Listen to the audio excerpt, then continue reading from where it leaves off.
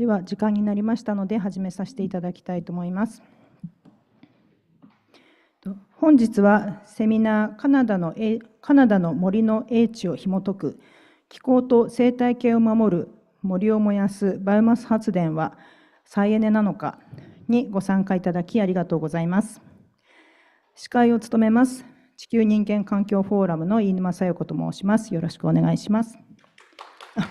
ありがとうございます。一番最初に事務的なご連絡です。このセミナーはハイブリッドで、会場で約90名、オンラインで約400名以上の方にご参加いただいています。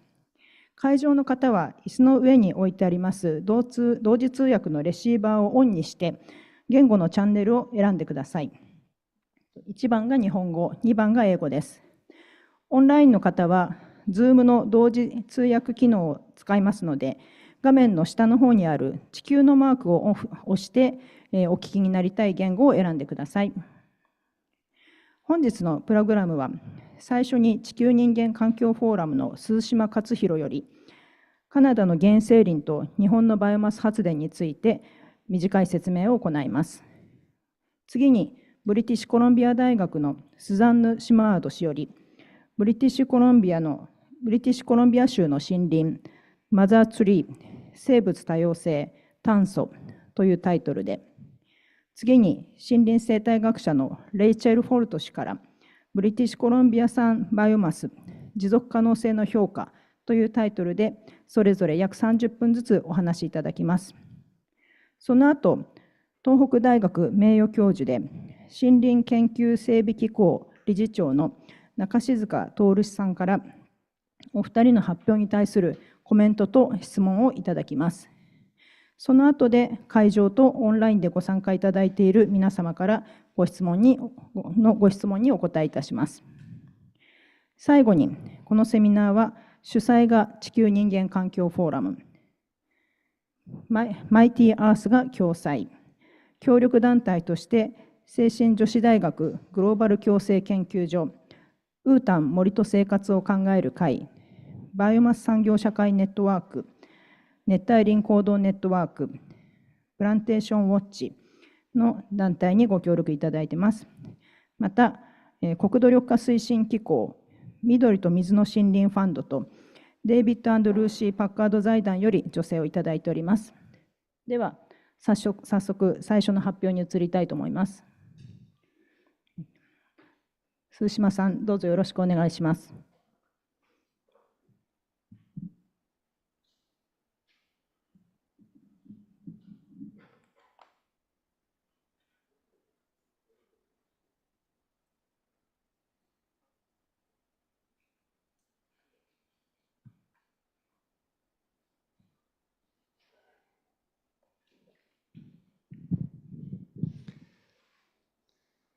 皆さん、こんにちは。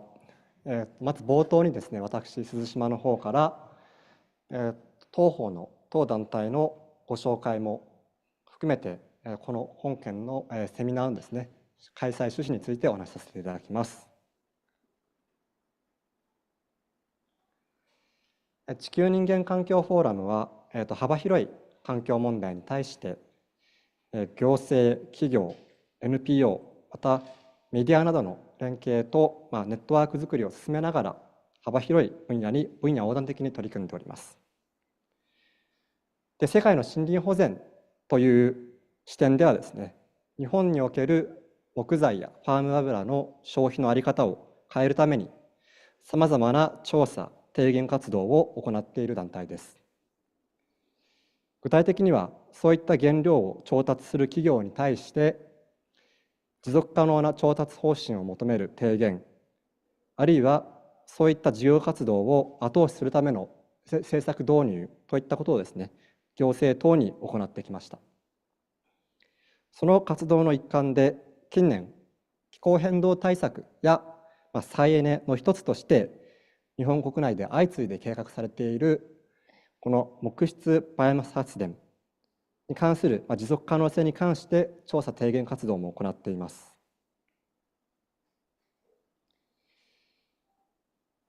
このバイオマス発電とはどういうものかと申しますと、動植物から得られた資源、これをバイオマスと言いますが、こちらをですね、燃やして行う発電、火力発電です。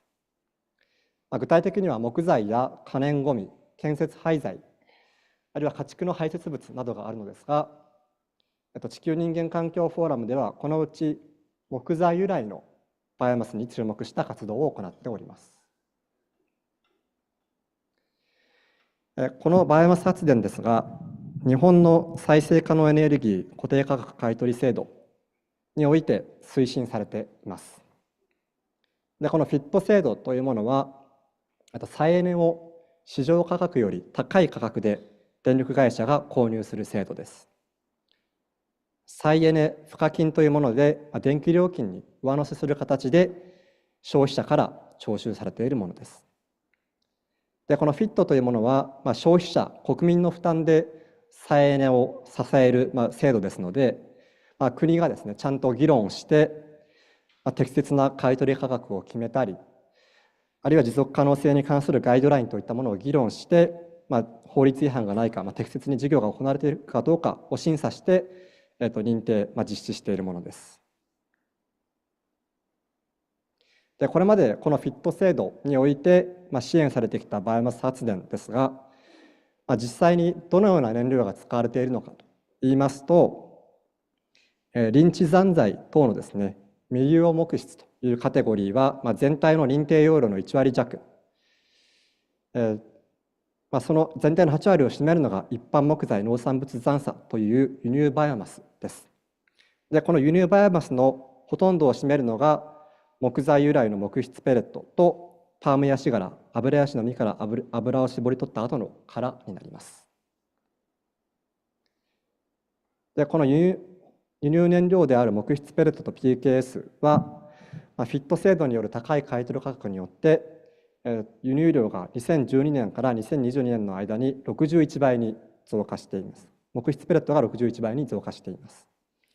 現在、輸入元第2となっている国がカナダ、そのほとんどがブリティッシュコロンビアから来ておりまして、輸入量全体は昨年2023年はその前年からさらに 32% 増えて580万トンになっています。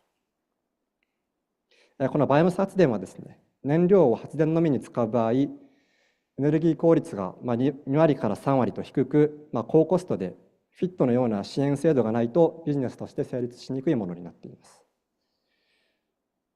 結果としてですね、こういったフィットのような支援制度によって、この10年間で輸入燃料依存型の大型の発電所が増えたといったのが現在の状況です。このバイオマス、例えば、木材ですね、木質バイオマスについては、これまでカーボンニュートラルであると言われてきたのですが、その理由としてはですね、例えば燃焼時の CO2 は木材、森林バイオマスが成長する過程で吸収するから、あるいは過去に吸収されたものを燃やすのだから、大気中の CO2 を増やすものではないというのがよく言われる理由です。しかし実際にはですね、伐採したところで土壌中の炭素が分解されて CO2 は排出されますし、輸送や工場の加工工程でもエネルギーを消費し、はるばるですね、海を越えて日本に運ばれてくる輸入の過程、そして発電所で燃やす際に排出される CO2 というのもですね、考慮する必要があります。また、伐採後の森林がどういった状態になっているのかというのもですね、大変大きな問題です。この木質バイオマスの燃焼時の CO2 排出量については、石炭よりも多いということがですね、さまざまな研究で分かっています。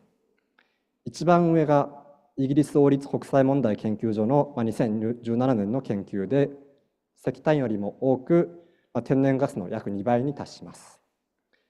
また、国立環境研究所の文章、あるいは産業技術総合研究所の宇田川学研究員に試算いただいた値では、木質バイオマス発電の燃焼時の CO2 排出はキロワットアワーあたりで石炭火力発電よりも多くなっております。このバイオマス燃焼による CO2 排出についての考え方、ルールには大きなギャップが存在しています。FIT ガイドラインによってはですね、燃焼によって発生した CO2 をゼロとしています。一方、企業の国際的な炭素会計基準である GHG プロトコルや SBTI では、燃焼時の CO2 排出について算定報告が求められています。同様にですね、企業についての、企業の環境評価を行う、国際的な非営利団体 CDP においても、バイオマスの燃焼による CO2 排出量の報告を求めています。FIT では燃焼による CO2 をゼロとしていますが、国際的な算定開示ルールでは算定報告が求められているということです。本日ゲストのお二人にお話しいただきますのは、燃料生産地 BC 州の森林で何が起きているのか、そして森の価値、その森が直面している危機についてです。2022年秋に私たちバイオマス発電の問題で協力する複数の NGO で現地の森林の視察を行っております。その際には、現地でですね、上2つの写真にありますように、大変豊かな原生林、内陸温帯雨林といったものが残っている一方で、右下の写真のようにですね、至る所に大面積の皆伐が見られたり、ペレット工場ではですね、周辺の森林から運ばれたのであろうと推測されるたくさんの丸太が積まれていました。こうした木質バイオマス発電に伴う貴重な原生林の伐採リスクに関して、今年の春、日本の大手の銀行である三井住友フィナンシャルグループがですね、そのサステナビリティ方針において、そのリスクを初めて認識しています。その方針においてもですね、木質バイオマス発電事業の投融資に際して、持続可能な燃焼材を使用するということをですね、確認するというふうにしています。その持続可能な燃焼材の定義においてはですね、原生林由来でないことというのをですね、述べております。本日はゲストのお二方に、BC 州の貴重な森林の価値と、その森林が直面している危機をお話しいただき、ご参加、ご視聴の皆様と一緒に、日本の企業や市民、そして政府にどのような行動が求められているのかというのを一緒に考えていきたいと思います。私からの冒頭の説明は以上となります。ありがとうございます。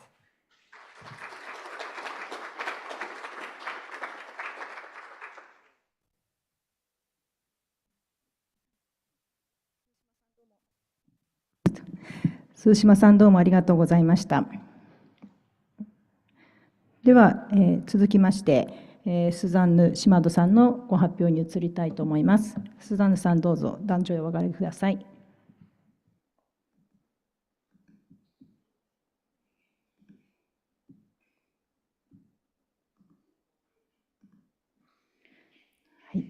スザンヌさんは世界的ベストセラー「マザーツリー」のご著者であり、今年のタイム誌世界で最も影響力のある100人 にも選ばれた方です。スザンヌさんとレイチェルさんは、先週末ですね、三重県を訪問しまして、日本で最初に FSC 認証を取得した早芽林業の視察を行いました。そこで少し日本の林業と森林についての知見も深めていただきました。準備よろしいでしょうか。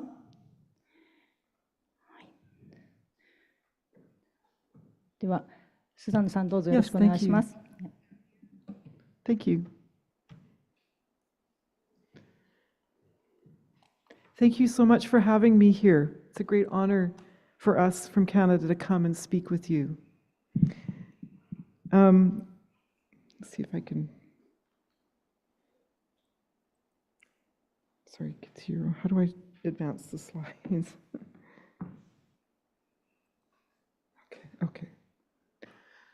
Okay, so this is where we come from. We're all from British Columbia, which is the westernmost province of Canada. It's a very diverse and beautiful place. You can see on the map on the upper left that there are many colors on that map. They represent different major forest and alpine and grassland ecosystems. Of the 16 major ecosystems, 12 are forested. In the upper right corner is an old-growth Pacific temperate rainforest. These forests are among some of the most productive forests in the world. They have some of the largest carbon stocks in the world, on par with the Amazon rainforest. You can see some other pictures down below. On the lower right-hand corner is a boreal forest. So in the northeastern portion of our province, that kind of blue area, that's boreal forest. There the forests, the trees are very small, but they're very old.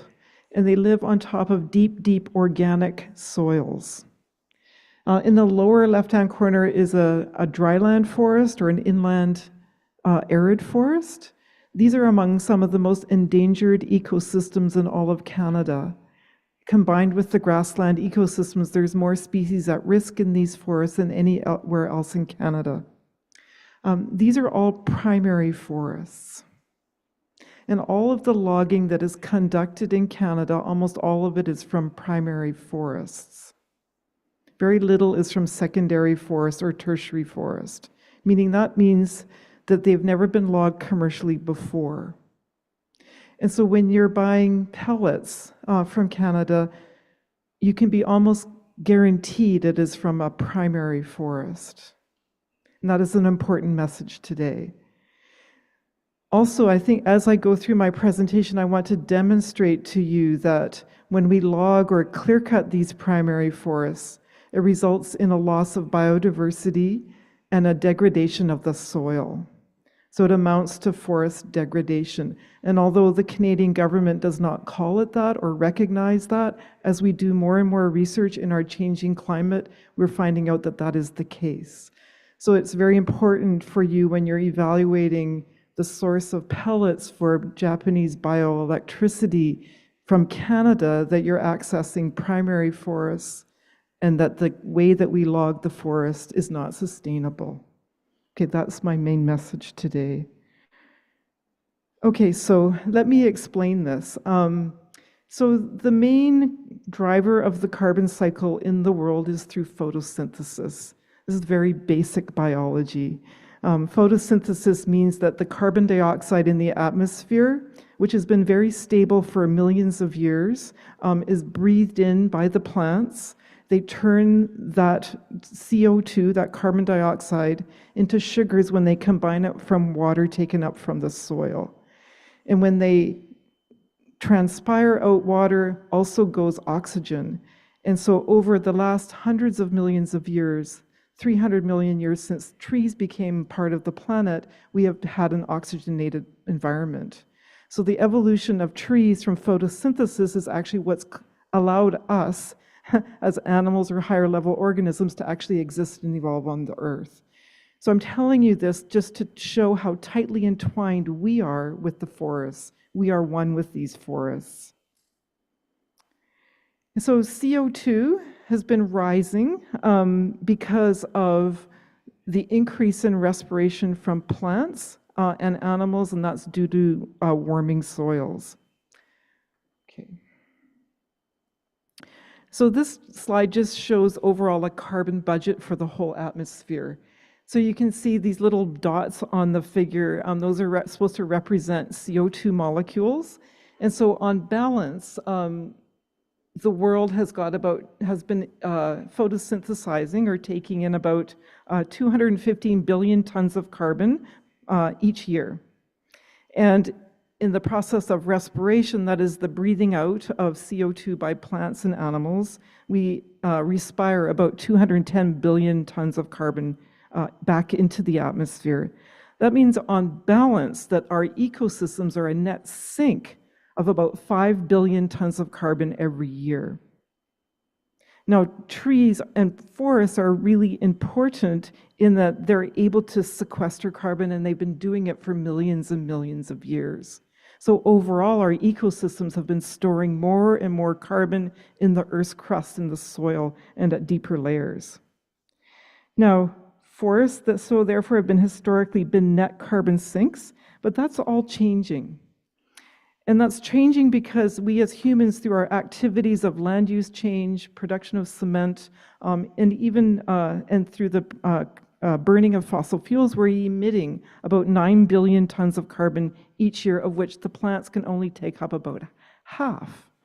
And so that stable CO2 environment that's been here for about 400 million years is changing. So we've gone from about 280 parts per million since I was a child, all the way up to 423 today. I looked today, we're at 423. That's an increase of about 30 or 40%. And this is very dangerous for us because what is happening is that it's creating a greenhouse effect on our environment. So temperatures are rising. The International Panel on Climate Change has documented this very well. The science on climate change is very solid. Okay, so of that emissions that humans are putting out there, forests are responsible for taking up about half of it, leaving the rest in the atmosphere. And so I'm going to talk a little bit about my own research. You know me, some of you might know me from my book that I wrote about my concerns over forests and what's happening with our forests as climate changes.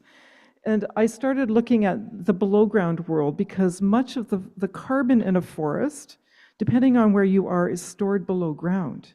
In Canada, 95% of the carbon in forests is underneath, below ground. When I say below ground, I mean in the soils and the forest floor. 95%. 5% is on the surface overall on average. So it's really important to know what's happening below ground. And I became really interested in, as we've been logging our primary forests and watching our forests undergo major changes. So we've had massive beetle outbreaks, for example, in the last 35 years. In the 1990s, we had the biggest beetle outbreak in historic record. It was a mountain pine beetle outbreak. It affected 40 million hectares of forests across North America. And so I became very concerned and looked at what was going on below ground. And I became aware of this group of fungi, not just the pathogens or the saprotrophs, but this group called the mycorrhizas. And mycorrhizas are a group of fungi that are actually helper fungi. Mycorrhiza literally means fungus root. And these fungi grow through the soil and they pick up nutrients and water and they make a trade with the trees for photosynthate. And so these fungi actually are conduits, or they're like vehicles for carbon moving from the trees into the soil. And as I said, in Canada, 95% of the carbon in soil is below, or in our ecosystems, it's below ground. That means it's moved through these mycorrhizas. So they're hugely important to the global carbon cycle. On the right, you see a picture that fascinated me when I was in my 20s, that these fungi can actually link trees together. And this was important because until we knew that these systems were actually connected systems, we treated trees as though they were individuals and that they simply competed for resources. And this led to a great deal of management practices that actually degraded the forest. When we thought of trees as individuals, we thought, well, if we can get rid of all the other plants, which we viewed as competitors, that we could grow bigger forests, faster forests, and we could cut more forest so that we could make more money. That was the premise. And what this research showed is actually that's really not a correct premise. And in fact, that is exactly what was degrading the forest, was removing the biodiversity from the forest. So I did a whole bunch of research, and of course it was met with a lot of skepticism, as it still is today, but what I wanted to look at was in old growth forests, how important these connections were to the carbon cycle. And I looked at this forest, and this is an old Douglas fir forest, and the way we know it's old growth is not just by its great age, these forests are about 250 years old, but that there are younger trees coming up in the canopy of the older trees. So the young seedlings actually grow in the neighborhood of their parents. And so what we did is we actually mapped what these mycorrhizal networks looked like in this forest. So I'm going to show you what that map looked like. So looking down on top of the forest, imagine you're an eagle and you're flying over the forest and you're looking down. What would it look like? Well, it looks like this. It's a big connected system where trees in this forest are all interdependent with each other. And the biggest trees are these big dark green circles are the big old trees in the forest. And we eventually started calling them mother trees. And the reason that they're mother trees is they're actually nurturing the new seedlings coming up in their understory. So this changed how we saw forests. And in fact, if we can conserve and protect these connections, we can actually protect the forest. There's so many stories in here, but I'm going to just leave it at this part to say that when we convert these old forests to planted forests, these networks collapse. They do reform, but they're much simpler, and they're not able to restore and hold as much carbon as the old forest. So these old trees then, these big old mother trees, they're not just storehouses of carbon and connectors of the forest. That is all true. But they're also homes for many, many species of other animals and birds, fungi, and lichens. Great bacterial communities are scaffolding onto these great old trees. In fact, these old trees, some of the old ones are 3,000 years old. Some of our oldest trees are that old. And on the coastal regions, these big old trees, the cedar trees, are actually hollow inside. They're very valuable to our first people, the First Nations people, but also to things like bears. Bears will live inside the hollows of these big old trees. And certain species of birds will also live in the crowns of these old trees. We don't really have very good protections of these animals when we harvest our forests. So what happens? A lot of the forest harvesting, almost 96% of forest harvesting in Canada is through clear-cut logging.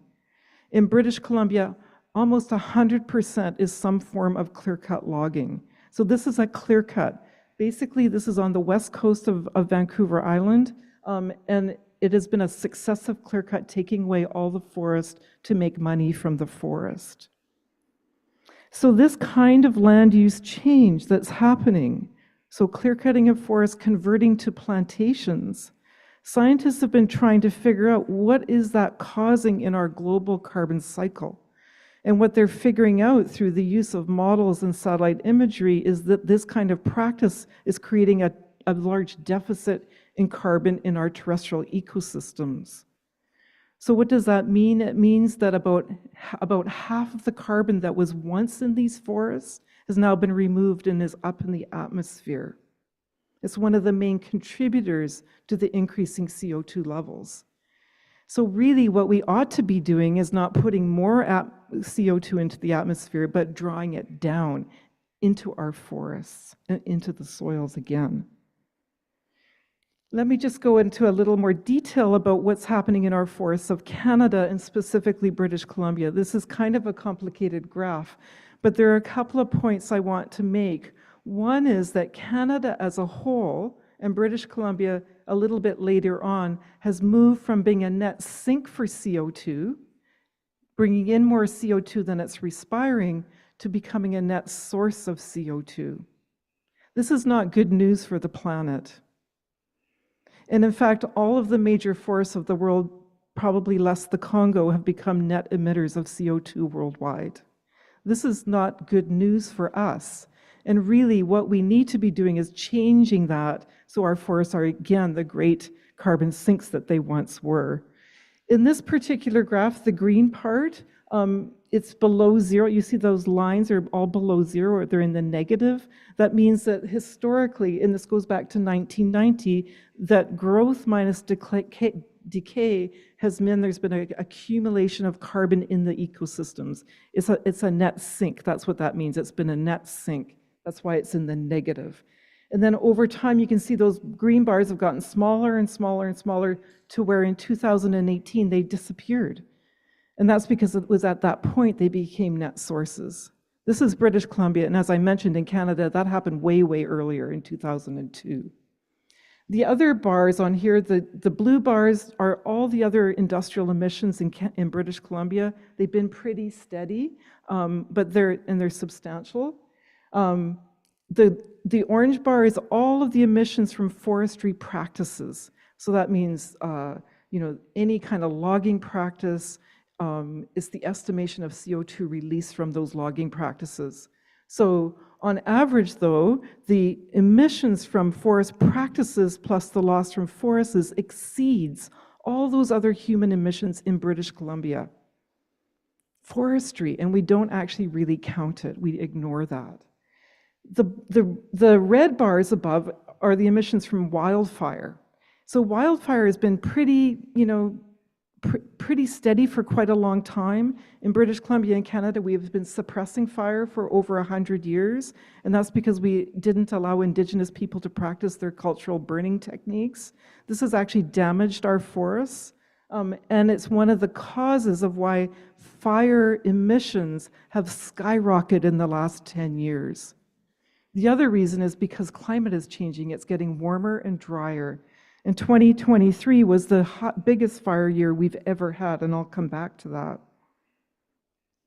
So this slide on average just shows that photosynthesis by our natural ecosystems are our biggest sink for CO2 worldwide. And when we think or when we talk about technology for carbon capture, and a lot of industries are working on carbon capture, that these technologies are not even close to what photosynthesis is doing worldwide. And it's probably never going to ever surpass the natural capacity of our ecosystems to take up CO2. And so we have to really be looking after these ecosystems instead of not looking after them or mining them of their forests. So one of the things that we're doing is documenting these carbon emissions and what clear-cut logging is doing to carbon stocks and forests, but also trying to find ways forward. What can we do instead of clear-cutting? Are there ways we can protect our forests or make them more resilient for the future? And what we've done is we've set up this Mother Tree project combined with the Mother Tree Network. It's joint organizations where we're looking at alternatives to clear-cutting across a big climate gradient, and that's all that these dots on the map represent, is many, many forests that we're working in collaboration with the First Nations people of British Columbia to find new ways forward on all of these different locations in British Columbia, and they run from humid coastal forests all the way to dry arid forests. We're using this kind of space for time experiment so that as climate changes and our forests become more arid, that we can look to arid forests now to project what the more humid forests might look like in the future, which is kind of scary, and to figure out how we might treat them well so they continue to be resilient and carbon sinks moving forward. And here's just, I'm going to give you a few little smidgens of our results. One of them is that there's a huge difference in carbon stocks across that climate gradient. In an arid, dry forest, there's about 1/10 the carbon stock is in a humid forest. This is important for us to really get a grip on because as our forests dry out, they're going to be, and as they already are, becoming less and less of a sink for CO2. So we really we want to try to mitigate this, slow this down. The other thing that we found, so I said in Canada, 95% of the carbon stocks are below ground on average. In British Columbia, that's not the case. In our forests, so far we've been able to figure out that only about half of it is below ground, half of it is above ground in the trees and in the coarse woody debris. So the green and the light brown are those above ground pools, and the below ground, it's in the forest floor, the roots, and the mineral soil. Okay, so, this just shows that along this climate gradient, again, that there is this decline in carbon stocks with increasing aridity. So the key here that half the carbon is below ground in British Columbia forests. Okay, so in the Mother Tree project then, not only are we documenting carbon stocks and biodiversity in these forests, but what happens when we clear cut them? And what happens when we leave mother trees behind? And what we're finding is that clear cutting is actually quite devastating. So just think about this gradient that we've created across all those many sites that I showed you on the map of British Columbia, of the network and the project. Okay, so let me just show you a few results. This slide, on the left, you can actually see these different treatments that we're trying. Clear cutting, and we're comparing that to different levels of retention, 10%, 30%, 60%, and then where we don't do anything. Okay, so what we're finding here, this is just looking at a very small subset of biodiversity. But as we reduce the amount of trees on the site to the point where we have none left, that we're actually losing most of our moss and lichen species from these forests. These are small, rare, almost invisible species, but they perform outsized, mighty functions in the ecosystem. Mosses and lichens are responsible for nutrient cycling and retention of water in these forests. They protect them against drought in the summer. They're also food for big animals like caribou. We're also finding not only losses of plants and lichens and mosses, but also animals in our forest. So when we lose the big old trees, we lose habitat. And this picture is just for looking at small mammals. You see on the y-axis it says small mammal diversity and decreasing retention. So with the clear cut, we've lost half of the diversity of these small mammals.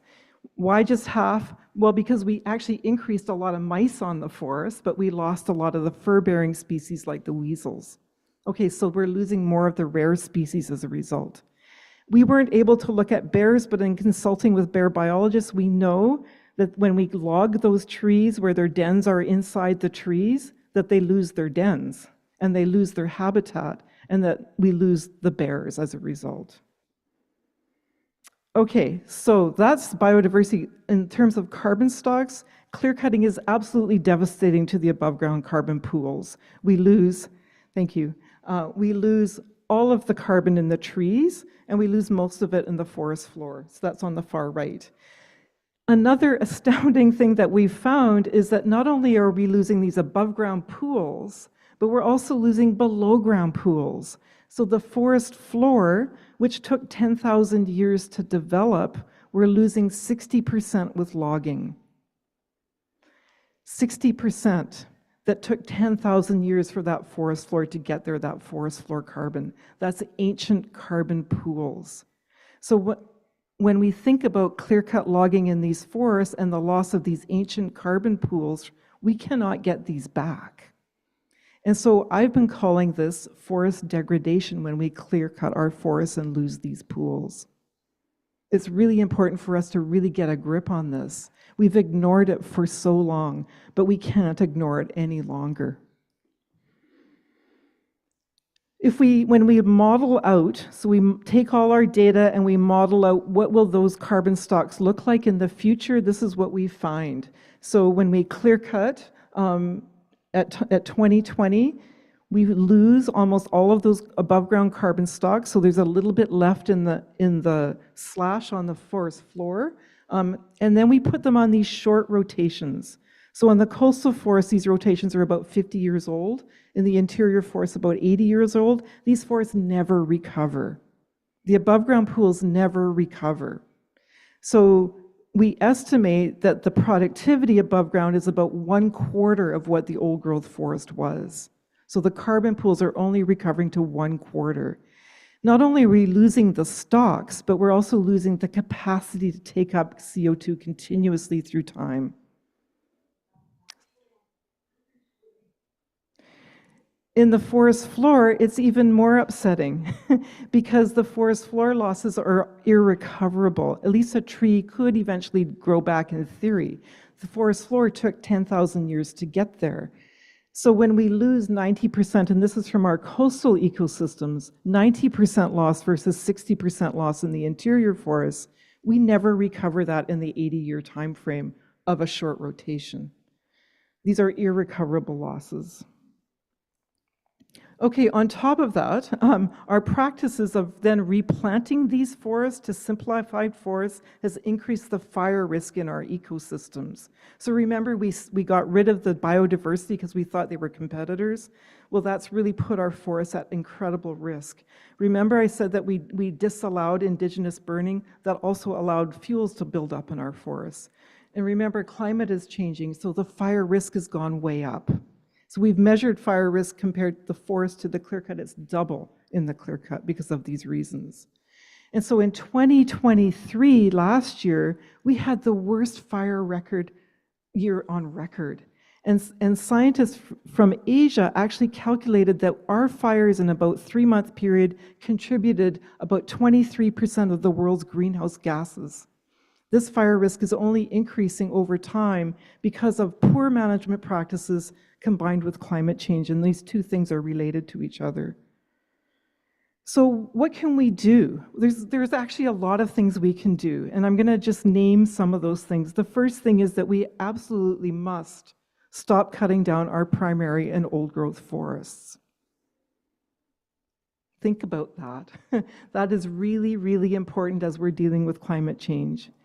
And of course, our forests are getting increasingly unhealthy because we've disallowed fire. So even though we shouldn't be cutting these forests or clear cutting them down, it doesn't mean we walk away from them. They need tending. And so one of those tender tending things we need to do is actually go in and thin out the dying trees, or at least the understory trees, leaving the snags for wildlife habitat. When we do this, we can actually increase the resilience of the forest. We can improve wildlife habitat. We can reduce insect outbreaks. We can also conserve seed sources that are going to be adaptable to future generations because they've seen it over such a long period of time. So there are ways that we can work with our forests to increase their resilience, but it does not include clear cutting of primary forest. And when we do this, the public actually understands quite a bit about this in British Columbia and Canada. And in fact, in 2021, when we had one of the biggest civil unrest periods in all of Canadian history, and it was over the clear cutting of primary forests. So we can be sure that this kind of civil unrest will continue on into the future. So I'm going to leave you just with 3 messages. One is that in Canada, the logging of forests is primarily, almost all of it is from primary forest. Number 2, when you're purchasing pellets from Canada, you're almost guaranteed that it's coming from primary forest. Very, very little would be from second growth forests. You can almost bet your bottom dollar it's coming from a primary forest. And number 3, the logging practices in Canada and British Columbia are not sustainable, and they actually result in degradation of the forest. So thank you so much.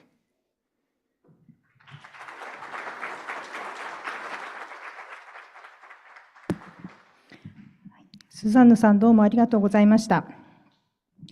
スザンヌさんへのご質問は後ほどお受けしますので、オンラインの方は画面下の Q&A のコーナーから随時ご記入ください。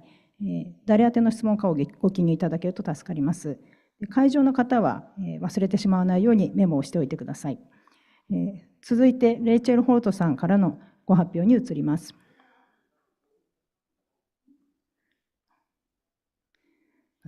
失礼しました。レイチェル・ホートさんはブリティッシュコロンビア州の老齢林に関する研究に長年取り組み、その老齢林の急速な減少を明らかにしてこられました。州の森林や老齢林に関する委員会の委員を務め、先住民族の森林に関する権利にまつわる裁判でも専門家として関わってこられました。レイチェルさん、準備はよろしいでしょうか？ Are you ready? Okay. では、レイチェルさん、よろしくお願いします。Good afternoon. Thank you for inviting us here today. We are enjoying our visit to Japan and seeing your forests. I'm going to talk to you today about biomass and pellets and how you should evaluate them from, in a more detailed way from a sustainability criteria perspective. We were introduced, but I'm an independent ecologist, and I've worked on sustainability and forest policy issues in British Columbia for the last 30 years, and I was recently on the Minister's Technical Advisory Panel on old growth. Some of that I will speak to today. British Columbia is really huge. It is 95 million hectares compared to Japan's 38 million hectares. And it is similar geographically. It's got lots of coastline, and it's got big big mountains like your mountains. And half of British Columbia is forested. More than half of that is primary forest. That is in contrast to your forests of around 25 million hectares, only of which about 5 million are primary forest. So we have a lot of primary forest. That's primarily what we do have there. And as Suzanne said, that is what is being harvested. Canada harvests a huge amount of wood every year. So in the whole of Canada, we harvest around 760,000 hectares of forest every year. That's roughly the size of Okayama Prefecture. That's a lot of area. And in British Columbia, we harvest on average 200,000 hectares of forest every year. That's roughly the size of the larger area of Tokyo. So that's every year. That's really in contrast to how much forest gets harvested in Japan, which is very, very little. This graph shows you the amount of timber harvest that has happened in British Columbia in the last century. The rate of harvest increased in the first 60 years, slowly over time, and these are measured in million cubic meters.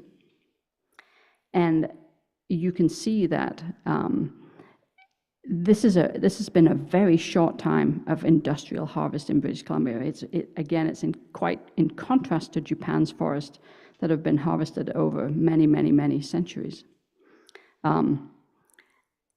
In British Columbia, as Suzanne said, almost all of this is clear cutting.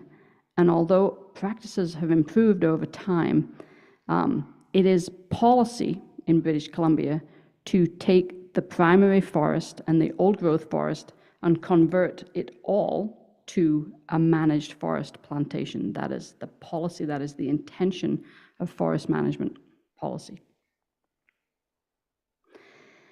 And as Suzanne alluded to, this has led to civil unrest. So in the 1990s, there was a large unrest where 900 people in Clayoquot Sound on the coast were arrested because they were really concerned about the harvesting and ongoing harvesting of ancient and high-value forests that are globally rare. They are as globally rare as tropical forests in the sense of having huge biodiversity and values. So this happened in the 90s, and some practices changed at that time, but not sufficiently to get rid of that concern from the public. And recently we had another series of unrest where 1,200 people have been arrested on the coast in Fairy Creek. This is an ongoing concern of the people of British Columbia around the state of the forests.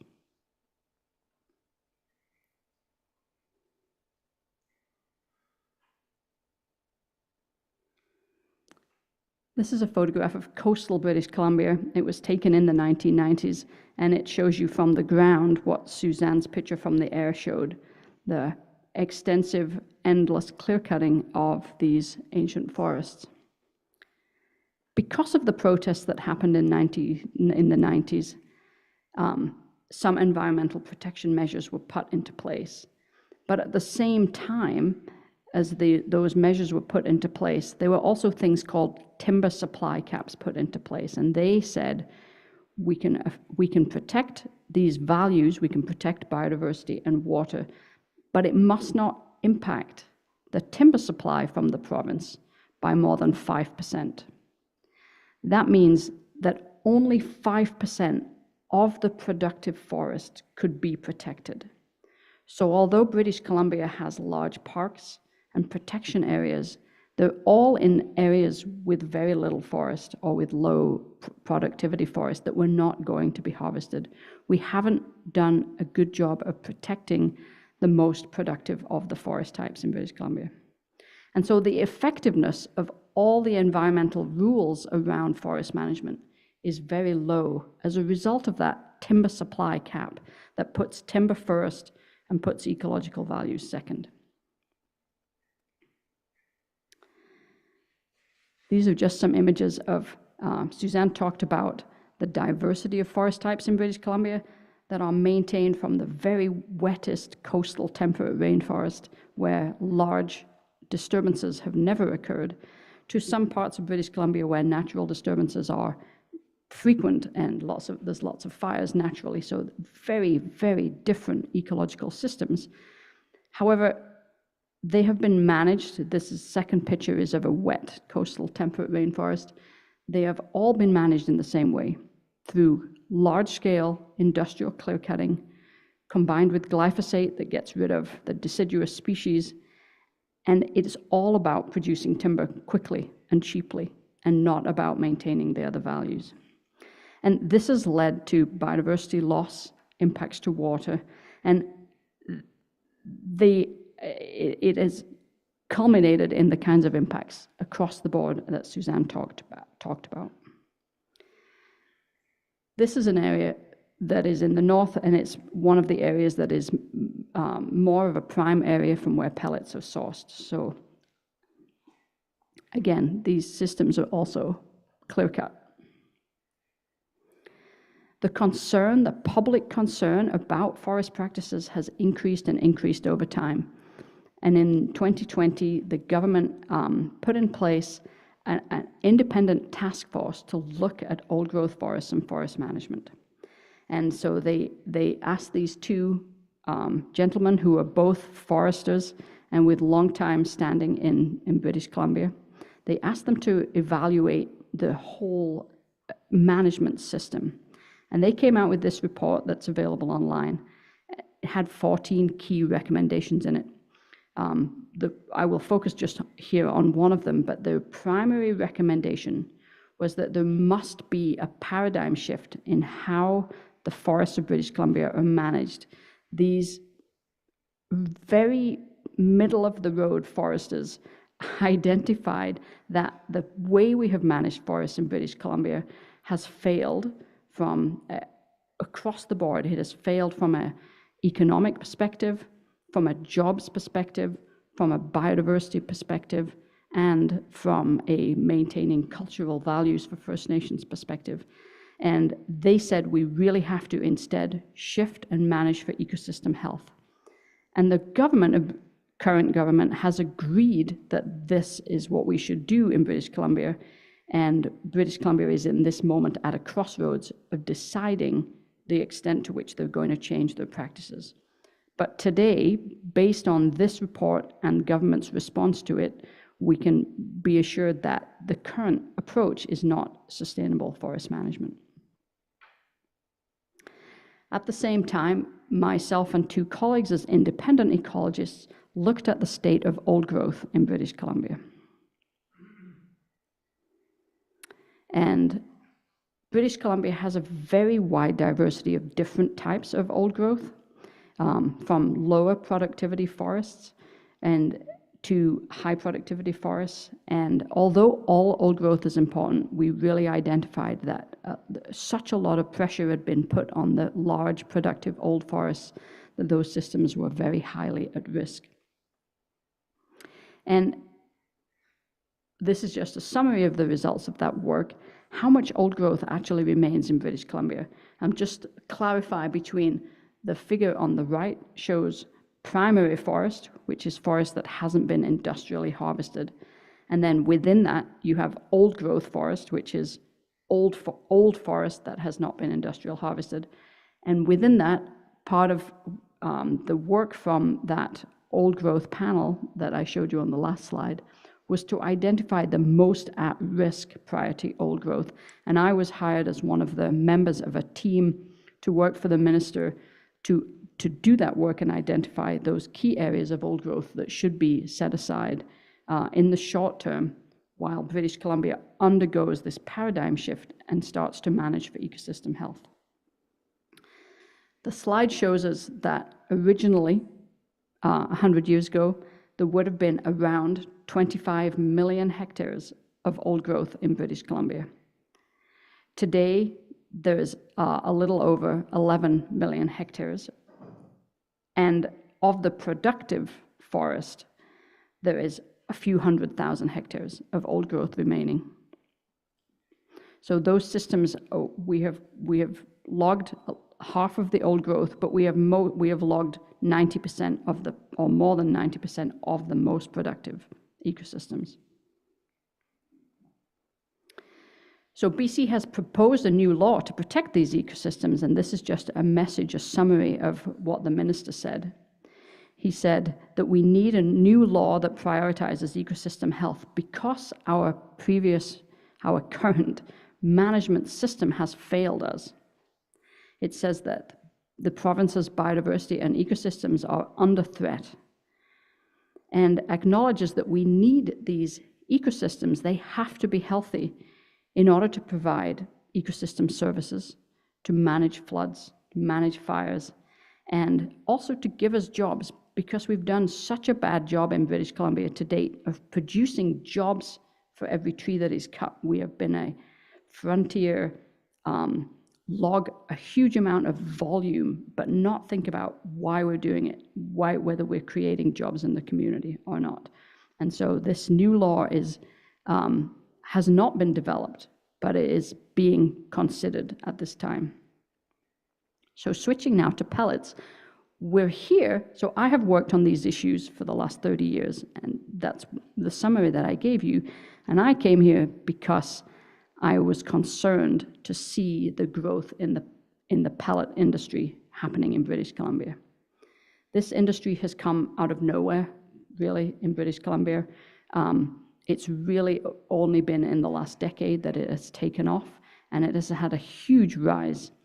And most of the wood either goes to the UK or comes here to Japan. In 2023, BC exported 22.2 million tons of pellets, most of which came to Japan.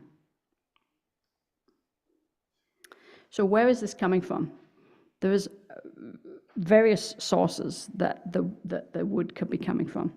And this shows you a gradient of the different types of areas that wood could come from. So we have the potential for recovered waste. You do this in Japan on the far left. So using old wood that has been taken from something. We don't do that in British Columbia. We just put that in the dump and let it rot. We don't use that wood. And then the sawmill waste, sawdust, and then slash piles, and then the potential of getting wood from whole forests. If you think about those things in terms of the risk that they pose to both climate and biodiversity, they pose a gradient of risk. And the point of this slide is really to say, if you're making pellets from whole forests, then the risk for both climate and carbon and biodiversity is very high. And as you go down the chain, the risk is lower, but it doesn't mean that it's carbon neutral, as I will come to. So what's happening? What are we making pellets from in British Columbia? Well, around 80% of the feedstock for the pellet mills in BC is sawdust. It's mill residue right now. And between 15 to 25% is other wood. It's around 20% round wood. Although in some cases we know that some of the mills are sourcing up to 40% round wood, so logs, otherwise known as, I love that we do this, we call them round wood, but they're trees. They're coming from trees.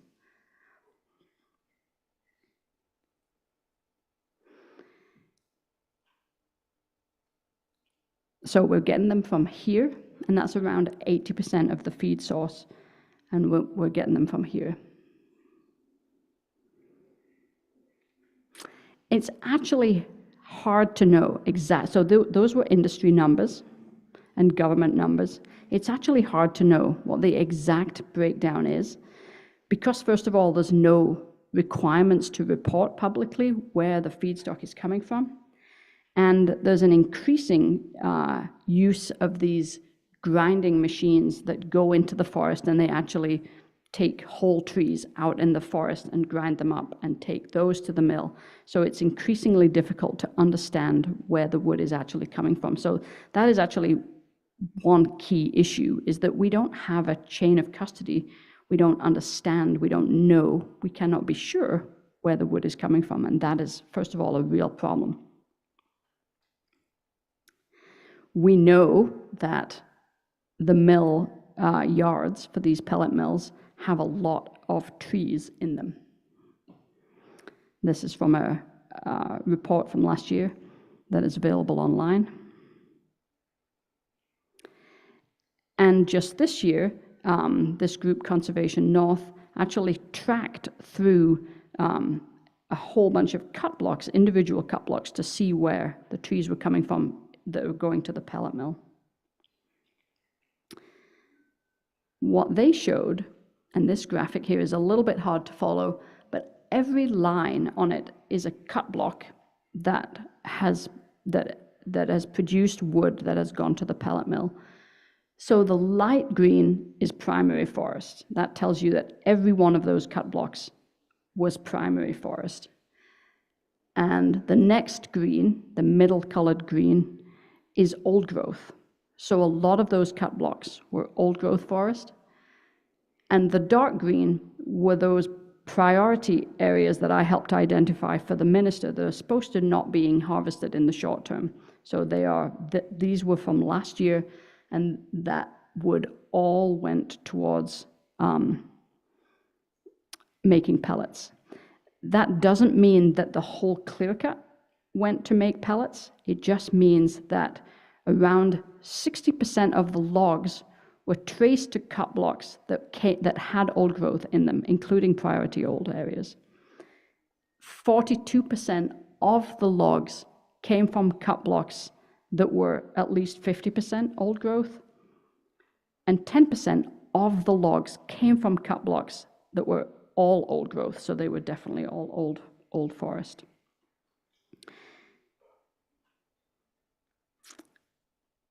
This is a picture of what those systems look like.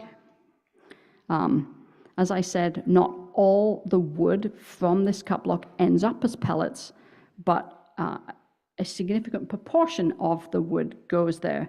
And what we don't know, that is really critical, is whether this cut block would be economically viable if it wasn't for the pellet subsidy. That is, this is a Drax cut block. So that is the crucial thing. This cut block may not have happened if it was not for the subsidy that allows some of that wood to go to the pellet mill. And we also don't know that there isn't a better use for those trees. So the idea is that pellets are only going to be made from waste. But in British Columbia, we have a very poorly integrated product chain, and we tend to make 2x4s and nothing else.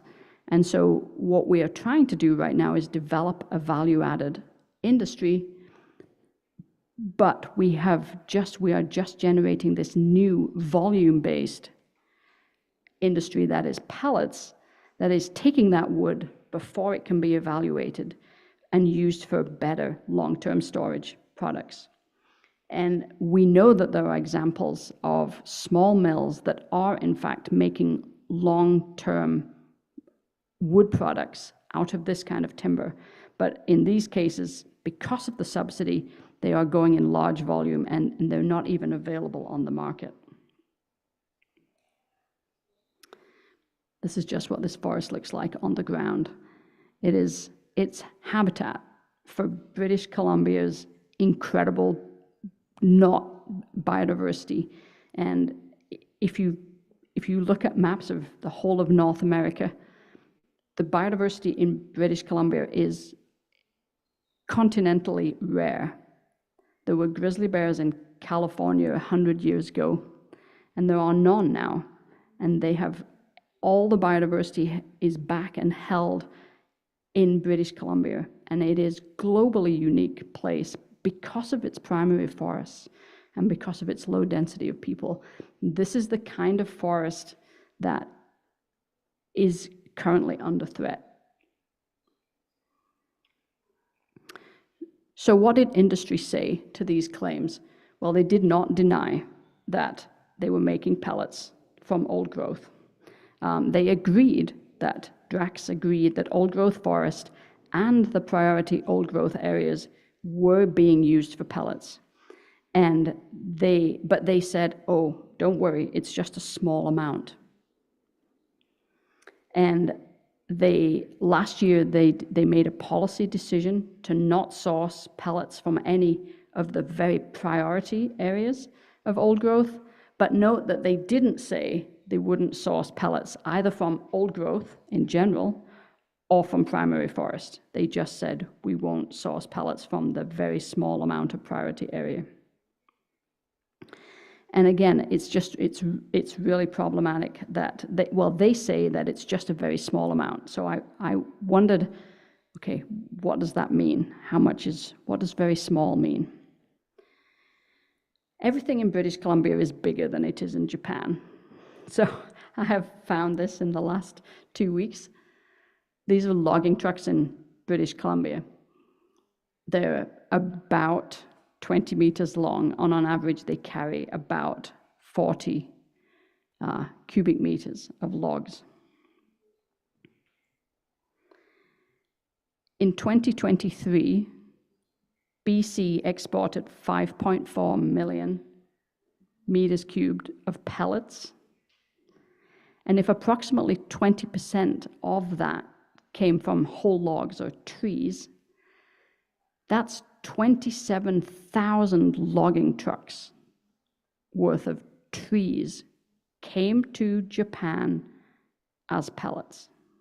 That is not a small amount. And if you lined those trucks up bumper to bumper on the highway from Tokyo, they reach from Tokyo to Osaka. That's just in 1 year. That's last year's wood in trees from BC to Japan. So there are no rules in BC that require only waste to be burned. That is a problem. And on top of that, the number of sawmills in British Columbia is declining precipitously.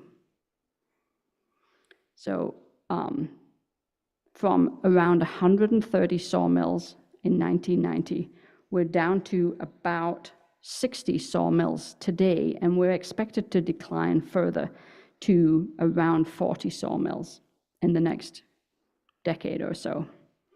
So the source of residue is declining, but the demand for pellets is increasing. So that is a problem.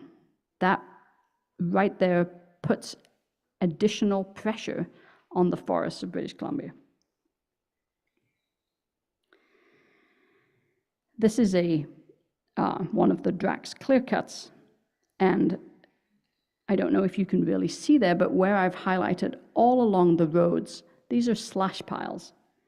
And you can see in this picture that although this is a Drax clear cut with trees that are going to the mill, they still burned the slash piles. So it's not about trying to use waste. It's trying to get biomass out as cheaply as possible. And that has always been how we've dealt with forestry in British Columbia. And so that's really a problem. There's no incentive or requirement to use the existing waste. We just log the trees and use those instead. So what would make a pellet sustainable? Well, there's really 3 questions.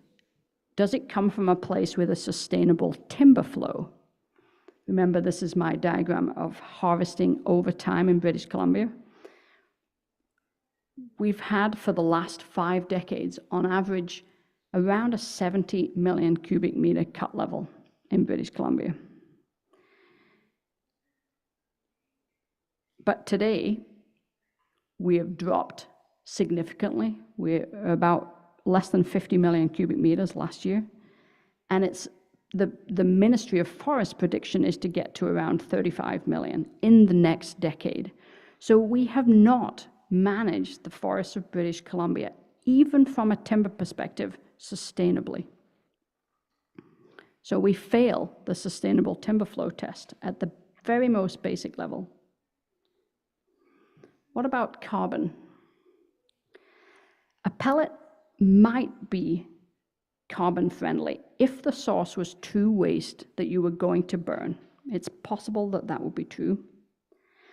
However, if pellets are causing additional harvest of forest, then that is no longer carbon neutral, because as Suzanne said, that forest, its primary utility to us is in storage and continued sequestration of carbon. And in particular, here what's happening is we're taking that forest and bringing it here. It's very far from the middle of British Columbia to Japan, and I know because I just did the journey. So that is a huge amount of resource right there to travel those pellets here. But secondly, when they get here, they're being burned to make electricity, and that is a very inefficient way to use that source of energy. So if you burn pellets for heat, it's around 80% efficient. If you burn pellets to make electricity, it's somewhere between 20 and 40% efficient. So it is a very poor use of the resource if you're going to use the resource at all. From an environmental sustainability perspective, British Columbia has not protected its biodiversity values. Although protection exists, those timber caps have prevented effective environmental protections. The independent panel and the court cases highlighted these issues. And today, so I've been saying this for 30 years, but today the British Columbia government has agreed that that is true. And they have said we need to change how we manage our forests. And that has not yet happened, but today the management system reflects the historic one, and it hasn't switched over into a new model. The Sustainable Biomass Program claims that pellets are sustainable, but it doesn't actually evaluate any of those things that I outlined for you in any detail. So first of all, it assumes that if a forest is certified, then it is assumed to be sustainable.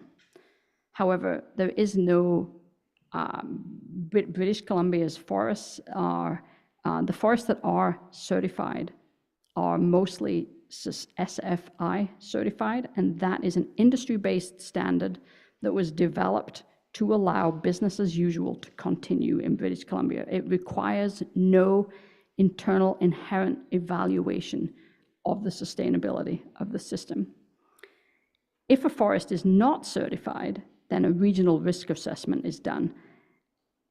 But if you read the regional risk assessment for British Columbia, it actually identifies risks. It identifies the same type of risks that I've talked about, that old forests are not protected and there is not effective management of ecosystems. But if a risk is identified, the pellets can still be sourced from there. There's no place where it says, no, we're not going to do this. So it's an ineffective tool for evaluating sustainability. And those same risks actually apply to the certified lands as well. So the system itself is just moving levers without actually creating a test for sustainability. Overall, it's a very ineffective test. So Japan wants sustainable pellets. It needs to think about timber sustainability, environmental sustainability, and carbon sustainability. This is not done effectively under the Sustainable Biomass Program. What does BC need? We need, as Suzanne said, increased protection of our primary and old growth forests. We need to never make pellets from primary forest because of those high carbon stores and because it puts additional pressure on those forests. We need a tracking system to ensure that only waste is ever turned into pellets. We need to not use whole trees to make pellets. only under very exceptional circumstances that are an aside here. We need to use our wood for the highest and best use. We need to make hardwood long-term products out of the wood. And if we're going to create pellets, we need to use them at home in British Columbia and not have the extra waste, and we need to not use them to make electricity because it's very inefficient. So the financial subsidy system that was mentioned at the beginning of this talk creates pressure on the forest. And the recent G7 summit held here in Japan made commitments, and they said that they would identify the subsidies that create pressure on the forest. And they said that they would eliminate those subsidies by 2025 so that we start to manage for conservation and sustainable use of biodiversity. The system that we have in place does not do that, and this is one of the things that needs a great deal of focus going forward. So thank you very much.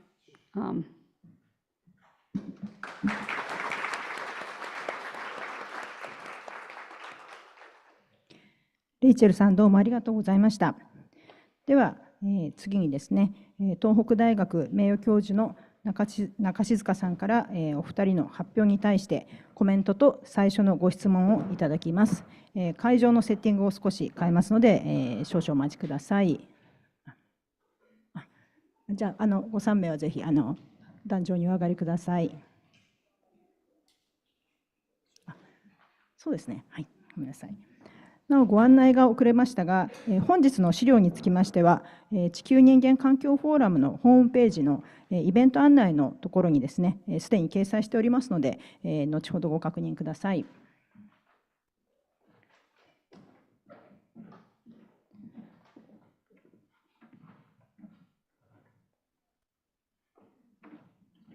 先生のマイクは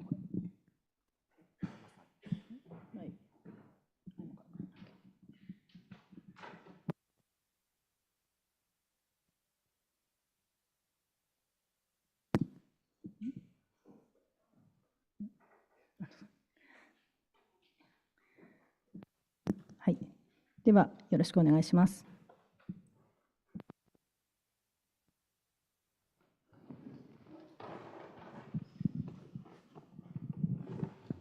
もう始めてよろしいですか。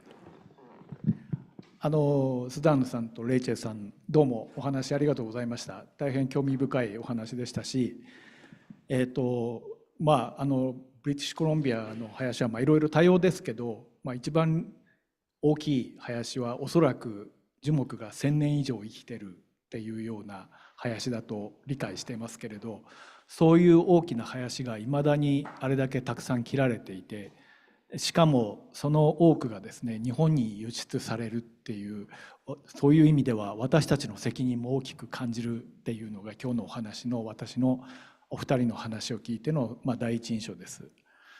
で、今そうは言いながらも世界でその原生林の価値っていうのは非常に高く認識されるようになってきていますし、日本ではもう90年代以降ほとんど伐採されないようになっています。で、原生林の生物多様性っていうのは長期間の成立過程の中でできてきているものですから、一旦なくなると、例えば1000年の林だったら1000年間かからないと戻らないというような非常に大きな長い時間を必要とするものです。それだけじゃなくて、その生き物だけではなくて、そこを利用している人間にとっても、いわゆる生態系サービスっていう、木材も一つの生態系サービスだと思うんですけれど、ペレットもそうだと思うんですけど、それ以外にもお話の中で出てきた水の話だとか、日本の人間の健康の話だとかですね、いろいろな生態系サービスを利用する我々の側にとっても、これだけ森林がなくなってしまうということが本当にトータルで考えてプラスのことなのかマイナスのことであるのは、おそらく間違いがないということだと思います。そういうことを非常に的確にスザンヌさんに指摘していただいたというふうに思います。スザンヌさんの話の途中でいろいろ伐採率を変えてどのぐらいその森林の生物多様性が残されるのかというリテンションフォレストリーという話が紹介されましたけど、日本でも実はこういう実験が行われています。日本の場合は原生林ではなくて人工林に関して北海道とそれから今四国でも始められていますけれども、非常に1ヘクタールに十数本とか20本ぐらいの木でも残すことによって生物多様性の保全効果が非常に高いというような事実が心理総合研究所にいますので、そういうところの研究結果からも出てきています。そういうきめの細かい森林施業を日本でもしたいんですけれども、皆さんの中には多くの方がご存知だと思いますけど、日本の林業っていうのは非常に経済的に厳しい状況にあってですね、そういうきめの細かい森林の取り扱いができない、あるいはしにくいというような状況にあることが事実です。そう言いながらも木材だけではなくて、そのカーボンの話もそうでしたし、その生態系サービス全体を考えた時にそういう森林の取り扱いをすることが、本当に意味のあることなんだということをもっと一般の人にたくさん分かってもらう必要がやっぱりあるなというふうにスザンヌさんの話を聞いて思いました。で、スザンヌさんに対する質問なんですけれど、マザートリーっていう本に書かれていたように、スザンヌさんは樹木と金婚を通じた樹木と樹木のネットワークっていうのがご専門なんですけど、そういう専門の立場から考えた時に、例えばその海抜をした時にそういうものが全て失われてしまうっていうのは明白で非常に重要なことなんですけど、そういういろんな乱暴な伐採をすることが、金婚金に対してどういうふうな影響があって、でそれが例えば実際にそのレジリアンスですとか森林のレジリアンスですとか、我々の生態系サービスにどういうふうに関わってくるのかっていうことをもうちょっとご説明いただけるとありがたいなというふうに思いました。これ2人分先にお話しした方がいいですか、それとも一人一人の方がよろしいですか。じゃあスザンヌさん、そういうことでお願いします。Yes, thank you. Thank you for that excellent summary, and thank you for the question. So the question was, what happens to the mycorrhizal fungi when forests are clear-cut? And there are big impacts. And it depends on the age of the forest that you harvest in the first place. So if it's an old forest, there are hundreds of fungi per hectare associated with old trees. These fungi, these mycorrhizal fungi, have different niches, so different jobs in the forest. Some of them only grow on really old trees. And they do special functions for those old trees, like protecting their roots or accessing nutrients that are very hard to get. They might be occluded in very small bits of organic matter that's attached to mineral soil. So those fungi really serve that very specific functions in old forests. There's many others as well, but that's just one or two. When those old forests are clear-cut, or those old fungi they are gone. So they're dependent on these old trees for their photosynthate in order to live and carry out their life cycle. So when the old tree is gone, so go the old fungi. When the forest starts to grow back and you have younger trees growing back and other plants coming in, there are still fungi left in the forest, or that they will come in from the surrounding trees. There's a spore rain that comes and there's still some fragments in the soil. But in the younger trees, so if they're seedlings or even if they live to 60 years old, they never recover that full mycorrhizal community of fungi, the ones that are associated with old trees. And so immediately when you clear cut an old forest, you lose those old fungi and you're left with about 5 or 6. They're very young, kind of weedy species. They grow quickly, they attach to seedlings that don't have high carbon demands, and then over the decades, maybe till 50 years, they start to accumulate more of these fungi.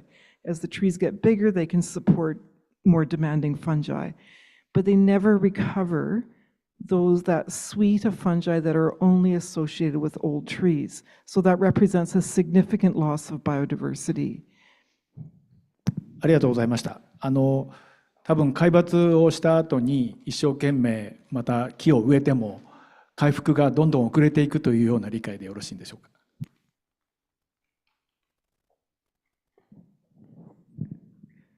Yes, it's very slow. And essentially, if you are on a quick rotation, in other words, if you're logging the forest every 50 years or even 100 years, it's not sustainable. You degrade that biodiversity. はい、ありがとうございました。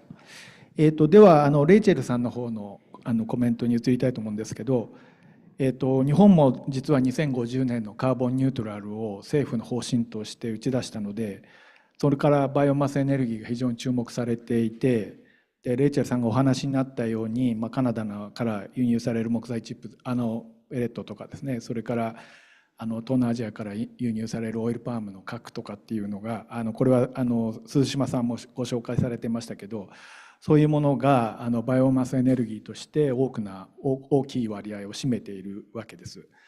で日本の本当は日本の森林の木材もバイオマスエネルギーとして使えるわけで、そういうところからカーボンニュートラルを目指したいというふうなことも考えているわけですけれど、先ほども言いましたけど、日本の林業って非常に厳しい状況にあるということとかですね、それで回収とか運搬コストとかですね、そういうものが高くつく小規模な経営が多いとかっていうような問題で、地域でカーボンニュートラルを目指そうとする本当にローカルな町や村とかっていうのが一生懸命やるんだけれども、採算が取れずに熱利用もして一生懸命やるんだけれども採算が取れずに結局やめてしまわざるを得ないっていうようなところもたくさん出てきています。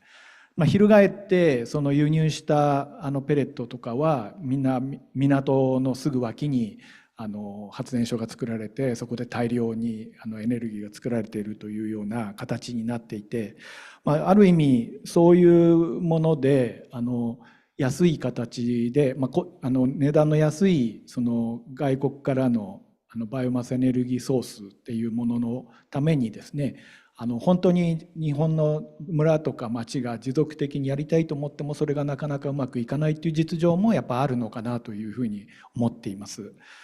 でそうは言いながらもですね、最近生物多様性条約でも企業活動の情報開示、ネイチャーリレーティッド何でしたっけ、タスクフォース・フォー・ネイチャー・リレーティッド・ファンデーション・ディスクロージャーですか、 TNFD っていう企業にどれだけ自然に対してインパクトをかけてその自分の企業の生産物を生産したのかということに対する情報開示を求めようという動きが盛んになっていて、実は今日本の企業が世界の中で一番この TNFD に賛同した企業が一番多いということになっているんですけれど、このバイオマスに関しても私はもっとこういう動きを進めてほしいなと思っていて、エネルギー全般そうなんですけど、最後にレイチェルさんがまとめられたように、もう持続可能であるということが証明されないような形で使っているバイオマスソースっていうのは、企業としても自分の企業のマイナスの情報開示した時マイナスになるんだと。だからそういうものを使わないようにしようという動きをもっと盛んにする必要がきっとあるんだろうというふうに思っています。そうは言いながらも最後のお話になったようにカナダのサステナブル認証制度が不十分だという話はとても重要な話だと思いましたが、レイチェルさん自身として例えば日本の企業さんがこういう情報開示を通じてですね、もっとサステナブルなものに対しても目を向けてほしいというような期待とかですね、それからそういう方策に対しての期待っていうものはどのぐらいお持ちなのかなという点をちょっとお聞きしたいなと思います。どうぞよろしくお願いしま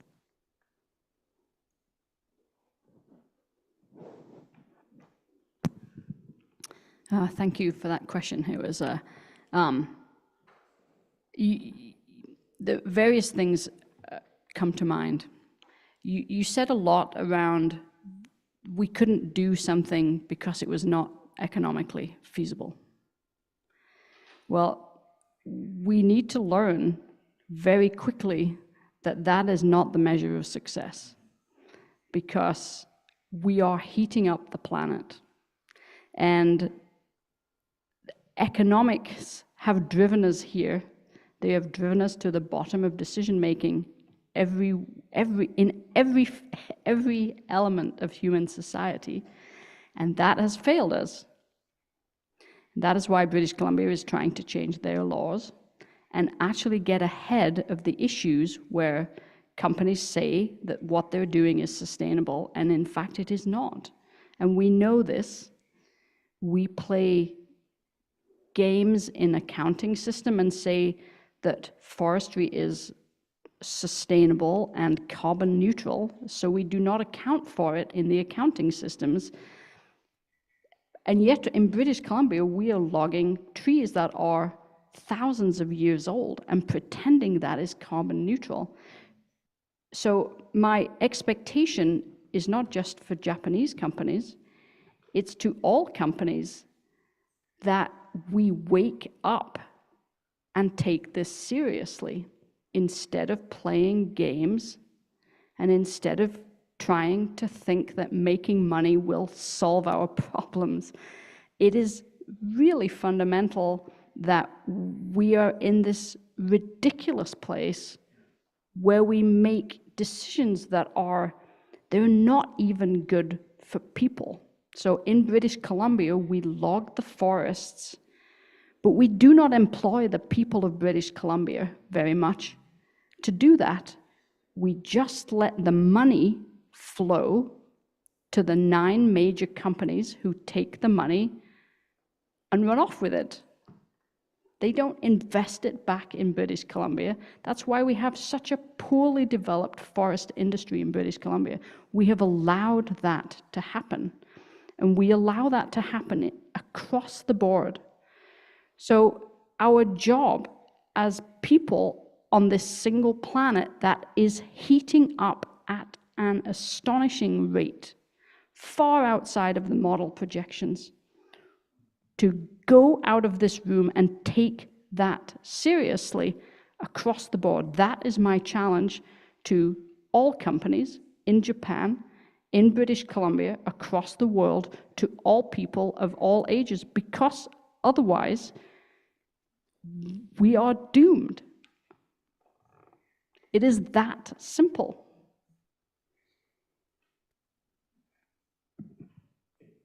ありがとうございます。レイチェルさんの話の中ではいくつかやっぱり日本の状況と似てるなと思ったところもあって、例えば日本の今里山の二次林っていうか広葉樹林っていうのが、ほとんど木材として使われずにチップになっていて、それがバイオマスエネルギーになっているっていうような実態もあって、やっぱりもっと使えるものをいい使い方をしようというのは本当に大事なことだと思いましたし、それから本当にカーボンニュートラルになっているのかっていうことに対する厳しい目っていうのをもう少し向けなければいけない。例えば本当に運ぶ時の排出する CO2 ですとか、それからもう本当にライフサイクルとして木材チップなりペレットを扱った時に本当にカーボンニュートラルになっているかどうかっていうのは今うちの研究所でもやってるんですけど、そういう厳しい目を向けながら本当にカーボンニュートラルっていうのを目指さなきゃいけないし、プラスネイチャーポジティブっていうんですかね、本当に自然に対してのものも求めていくっていうのがこれからのあり方だし、そういうことを促進していくっていうことが大事なのかなというふうに思っていまして、そういう例えば LCA の研究ですとか、そういうそういうものに対しての研究に対してどういう研究がこれから特にやらなければいけないかっていうのは、私自身のためにもちょっともし考えていることがおありでしたらお聞かせいただければありがたいんで、どちらでもいいですけど。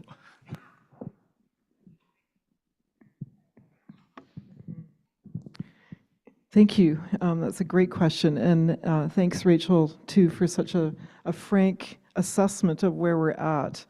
And I agree. I think what we need to do, we really need to get real about the full life cycle of carbon, including what happens in the soil. Nobody else is looking at this other than us. And frankly, in British Columbia, people are just putting their heads in the in the soil, basically, and ignoring it. But essentially, we're losing 60 to 70% of carbon just through logging of forest into the atmosphere immediately. And right now, we can't afford that. Right, we have until 2030 to, according to the IPCC, to get a grip on our carbon emissions. And if we're continuing to log our primary and old growth forests, we're just ignoring the reality that we're just adding and adding to the problem. And so the very first thing from a forestry perspective really is to do a realistic life cycle analysis of carbon emissions from all of the activities, including harvesting and what happens to the soil and then all the products. If you did that, it wouldn't make any sense whatsoever to be harvesting trees to turn into pellets to burn them for electricity. Full stop. I mean, I haven't done the math, but I just know from a biology point of view, if the efficiency of generating electricity from wood is only 20 to 40%, and you add on top of that transportation costs across the Pacific, it doesn't take that much to really assess that that's not sustainable.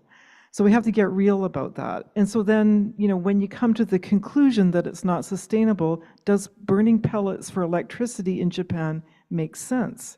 You're accessing wood from other countries in the same way, not accessing, from what I can understand, your own forests, because it doesn't make economic sense. So it doesn't make economic sense from other countries or carbon sense either. So then it is, where else are you going to get your electricity from? So that's the hard question. There are other sources. You have incredible wind power in Japan. There is incredible solar power in Japan. There are other ways to source renewable energy that doesn't require logging forests or putting pressure in forests elsewhere in the world. So I guess the research is, and what you do, right, is do a full, comprehensive, realistic analysis of the life cycle of carbon and all the sources of carbon to make decisions instead of, ignoring the real things that are happening on the ground. Yeah.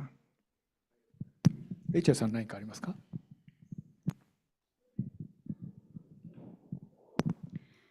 Well, the only thing that I would add to that is that we do have some of those analyses, and they don't do a good job of dealing with the specifics. So, for instance, they assume the forest is all the same. They don't assume that we are dealing with 10,000-year-old forest or 200-year-old forest, and they do not incorporate time correctly. So the only thing that matters to us as humans is now, right now. So the idea, like, forests are considered carbon neutral because when you log them, they will grow back. But we don't even have 20 years. So even a really short-term rotation forest is not meaningfully carbon neutral, especially not the forests of British Columbia, which are hundreds and thousands of years old. That is never returning. So we have to stop with the game playing of language and get real in a meaningful way. When we use these terms, carbon neutral, that is not helpful in the future.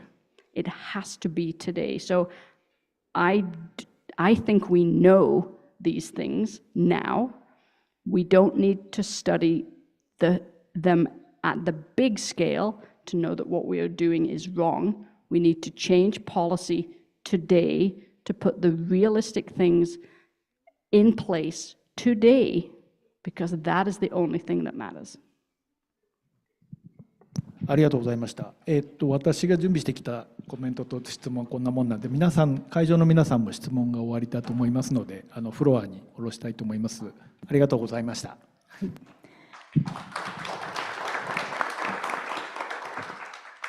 はい、中静香先生、どうもありがとうございます。引き続き壇上にとどまっていただきたいんですけれども、はい、ではですね、質問の時間に移りたいんですけれども、まず会場の方でご質問のある方、挙手をいただきたいんですが、ちょっと時間が押しておりまして、あと20分ほどしか質疑の時間がございません。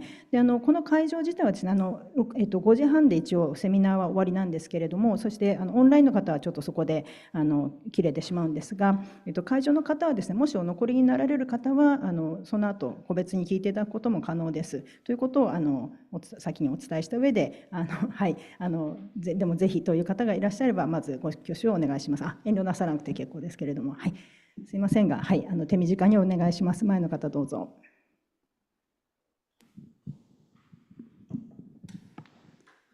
はい、今日はどうもありがとうございました。私は山梨県八ヶ岳で、林業をしたり、それからアーボリストとして樹木に登って木の保育保護活動をやっているものです。マザーツリーにつきましては、ここ数年仲間と共に読み合わせをしたりしてですね、大変参考になりました。ありがとうございました。それから今日はですね、期待以上というかですね、もう今私ドキドキしてるんですけれども、それほどですね、木質ペレットというのがブリティッシュコロンビアの約半分日本がもう消費をしてしまっているという、その数字に愕然といたしました。で、私今日午前中もですね、木に登って仕事をして大急ぎで特急に乗ってこれ来たわけですけれども、現場でですね、林業だとか木の手入れをしている人間たちにこの情報がなかなか伝わっていない、そういったところもですね、これから改善していかなきゃいけないと思っています。それからですね、私ジャイアントセコイアの森の手入れをですね、数年前からさせていただくという機会を得ましてですね、1週間ぐらい向こうに行ってセコイアの周りの間伐をやったりしたんですけども、その時にですね、日本の技術としてのその丁寧な手仕事としての林業、もしくは木の切り方というのをご提案をしたところ、現地の皆さんが、カリフォルニアの現地の皆さんがすごく珍しがって喜んでいただいたという経験がありまして、で当の日本もなかなかそういう手仕事とかがすごく少なくなっている。で重機林業ということになってしまっているということが、重機が森の中に入っていくだけでも林床が破壊されるということを非常にいつも心を射止めてるんですけども、今日お聞きしたいのは、重機というその非常にパワーのあるものが登場して、この半世紀で林業が大きく変わってしまった。もう一度手仕事を大事にするという時代に戻したいと思ってるんですが、その辺のあたりのところは、ブリティッシュコロンビアではいかがでしょうか。よろしくお願いします。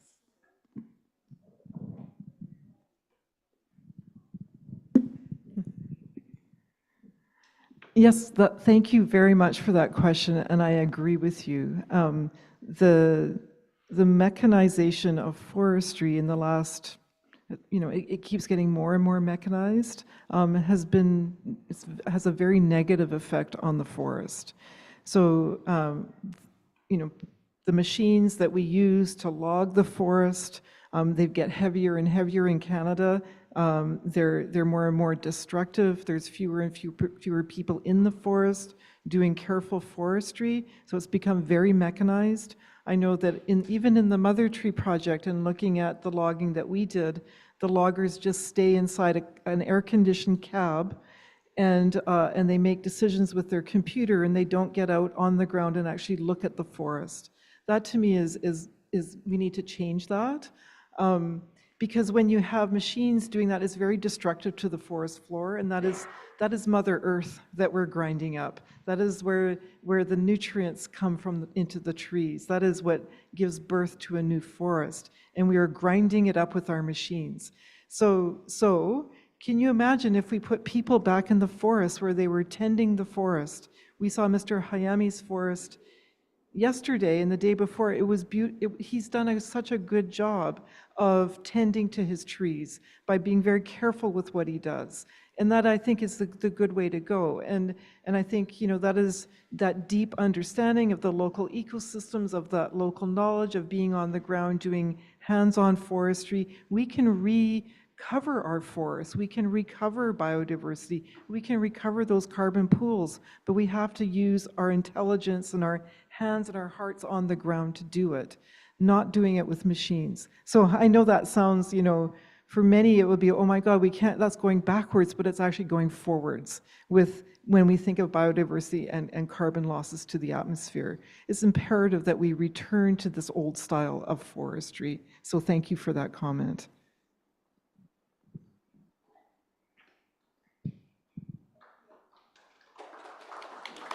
ごめんなさい。ありがとうございます。他にご質問ございましたら、会場の方からいかがでしょうか。じゃあ、もしあれでしたら、オンラインの方から質問を入れますので、よろしければお考えになって、また後ほどお時間あればお願いします。まずですね、じゃあ簡単、シンプルなものからいきたいと思いますが、ブリティッシュコロンビア州ではなぜ丸太がペレットに使われてしまうのでしょうか。製材などに使うことは製材にできるような木材がまだペレットになっているということでしょうか。お願いします。どちらじゃあレイチェルさんからお願いします。So, first of all, it's hard to answer the question because we do not know exactly. The wood is not effectively tracked. So that's my first answer, and that needs to change. In general, it is correct that we grade our wood A to down. The best quality wood is not being used to make pallets. That is correct. If in general, if it's a saw log, it goes to the sawmill in general. But the issue is twofold. If the subsidy, I have to explain a little bit about British Columbia forests. There are forests in British Columbia that are not particularly economic to log, and the subsidy puts pressure on harvesting forest that is less economic. And that forest is important still for being a forest. So that is the issue. Even if those trees are relatively low-grade trees, they are not waste. One of the things that I didn't say in my talk, because I felt like I was running out of time, but there is a proposal in British Columbia to build North America's largest pellet mill. It is located in the northeast. It is not associated with a mill. It is to log the boreal forest, and the plan is to take the conifer trees to a sawmill that is 400 kilometers away, and to take the waste trees, turn them into pellets. And in that case, the waste trees are the deciduous trees of the boreal forest. And in that part of the world, the deciduous trees of the boreal forest comprise about 50% of the forest. So the forester is looking at the forest and saying, this is a waste tree. This deciduous tree is a waste tree because I can't think of something else to do with it right here. And that is what is happening in British Columbia. As the sawmills close, the locations to take your better quality trees are declining. There is the increase in pressure from pellets is increasing. And so what started as a thing that only used real waste is increasingly putting pressure on, first of all, low-grade trees and then higher-grade trees. And this tree in my hand today, if I'm holding a tree, if I don't have somebody right here to sell it to do something better with, it can end up as a pellet.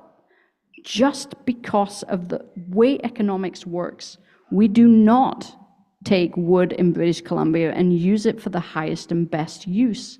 We have never done that. We have not developed a value-added industry in British Columbia. If we had, this would not happen. We saw with Mr. Hayame's forest in Mi Prefecture yesterday, many layers of things that he does with his trees.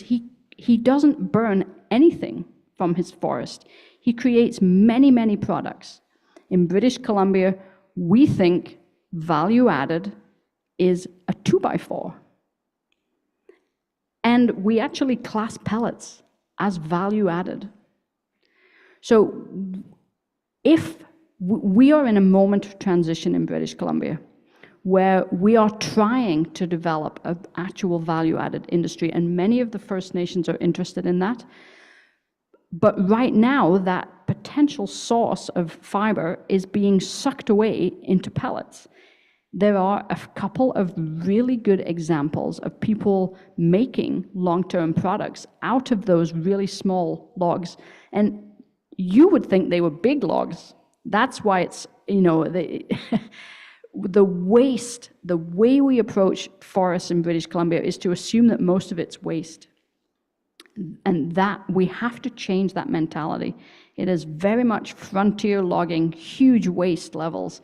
We have to develop a much more cascading system in order to use all that wood. This kind of forestry does not happen in other parts of the world.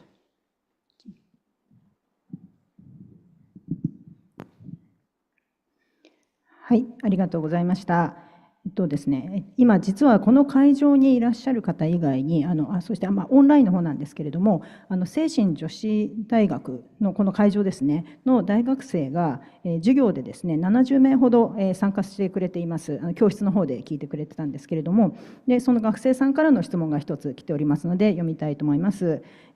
先ほどのスザンヌさんの天然林にも手を入れて、部分的な伐採をすることで生物多様性等を上げることができるというスライドに関してなんですけれども、自然の森はそのままで放っておいても自然に成長するものだと思っていましたが、天然林であっても人間による管理というのは必要なんでしょうか。その方がより良い森林を作ることができるものなのでしょうかというご質問です。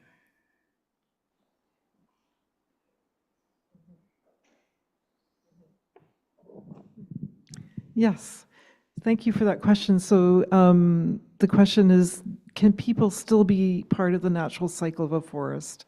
And the answer is yes.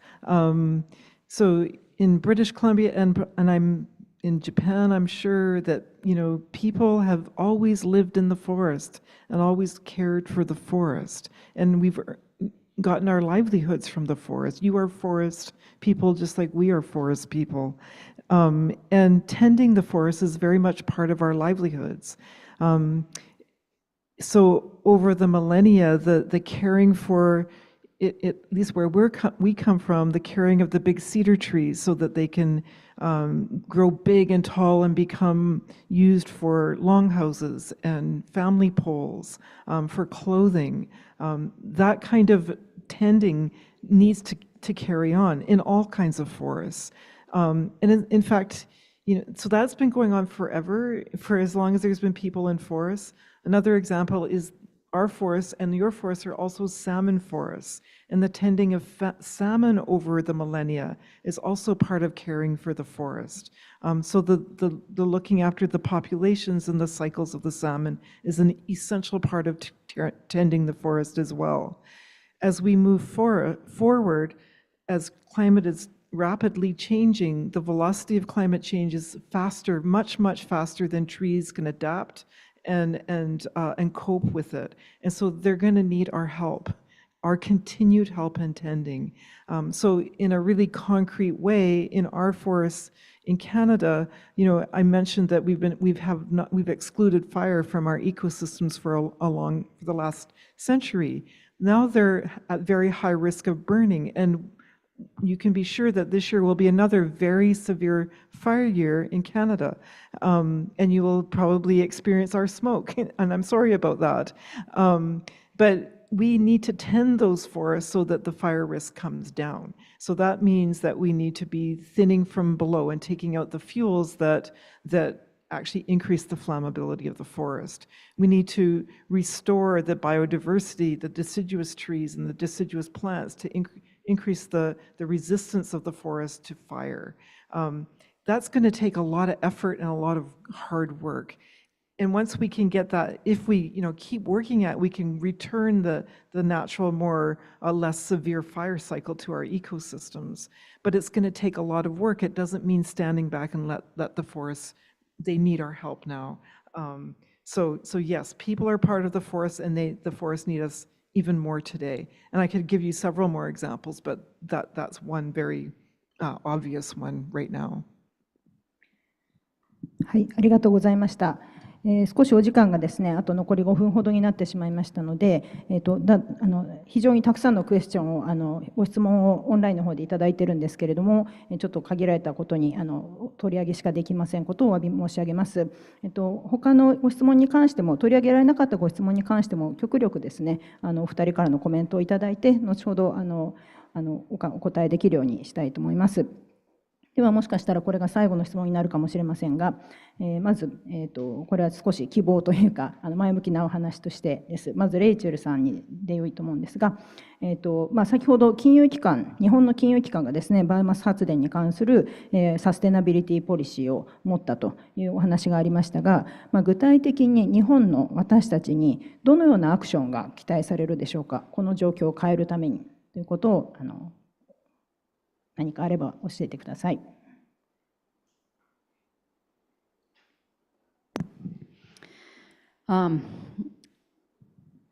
In terms of people response, understanding, trying to understand what is happening with policy with forests is important. In terms of the recent commitments to trying to source and trying to understand that pellets should come from sustainable sources, I think that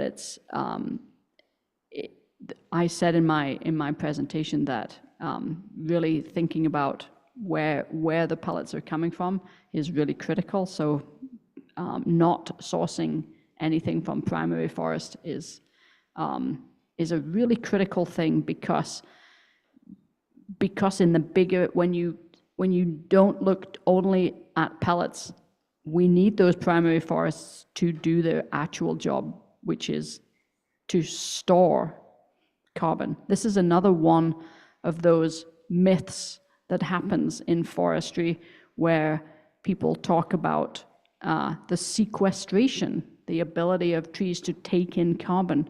But actually, today, the most important thing that they do is store the carbon. So thinking about a forest, when you look at it in terms of what it is storing today, is actually the first test for sustainability, and thinking about whether that can possibly be carbon neutral. That is, my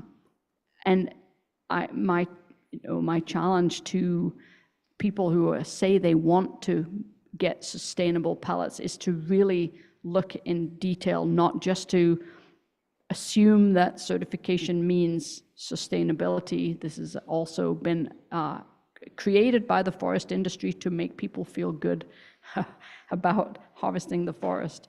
So is to get into the detail and really understand those issues more clearly. I'm not sure if I quite answered the question, but I hope that's okay. はい、ありがとうございます。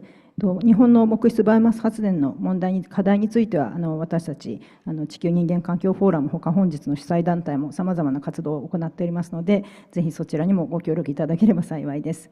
それではスザンヌさんに、ご質問です。同じ方からなんですが、マザーアップツリープロジェクトを応援したい場合、どのようにして、参加する方法があるでしょうかというご質問です。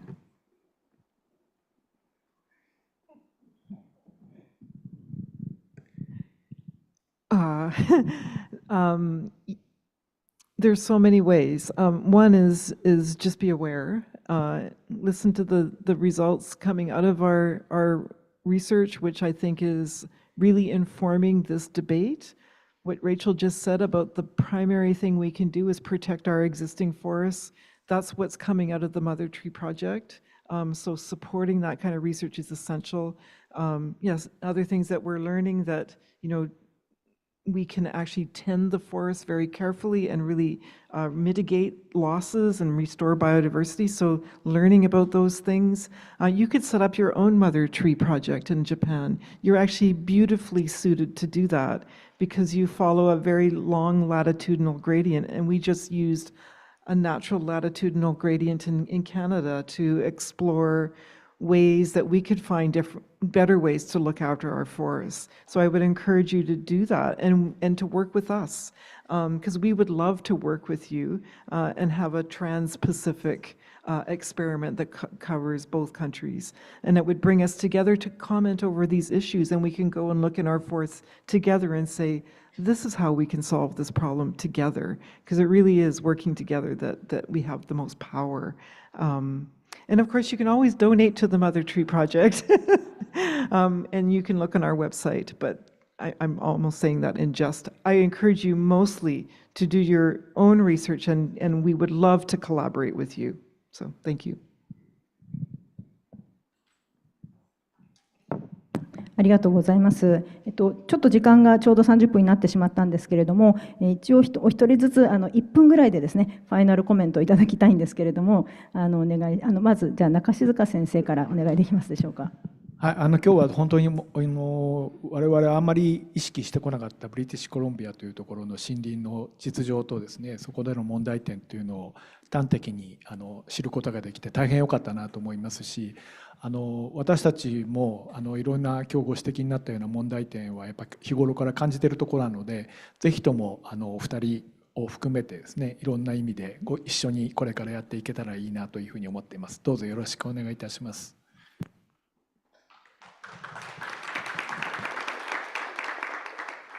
Okay.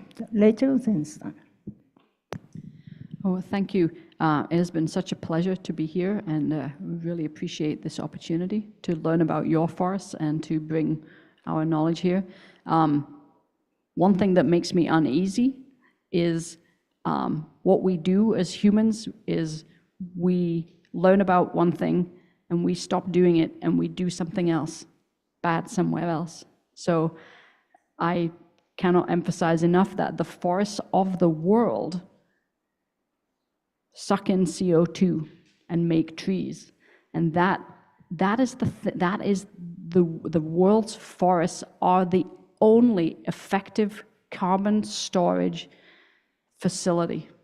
We are playing games trying to create technical solutions when the forest of the world does this already. So that is my message. British Columbia is very important and different from some other areas, but it's the forests of the world that keep the climate stable.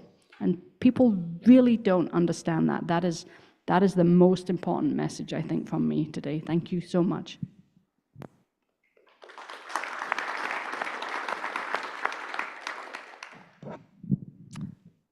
I don't know what else I can add other than to say that that's right.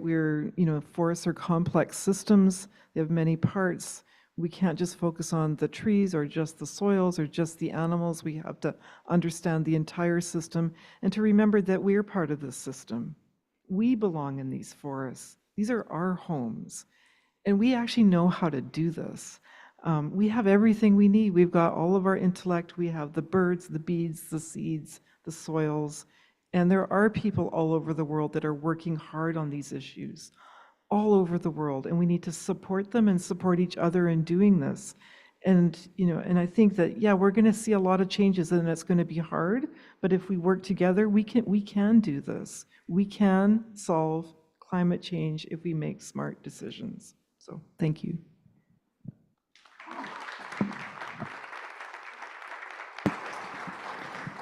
はい、では本日どうも長い間ありがとうございました。非常にですね、私たちの再生可能エネルギーとしてこの輸入された木質バイオマスを使っている私たち、そして私たちがそのために再生可能エネルギーのために電力代にですね乗せて賦課金としてサポートしているものがこのような状況をカナダで引き起こしているということを私たちはより深く知ってですね、そして本当に何ができるのかということを皆さんと一緒にぜひ考え続けて、そして働きかけていきたいと思います。本日はどうもご参加いただきありがとうございました。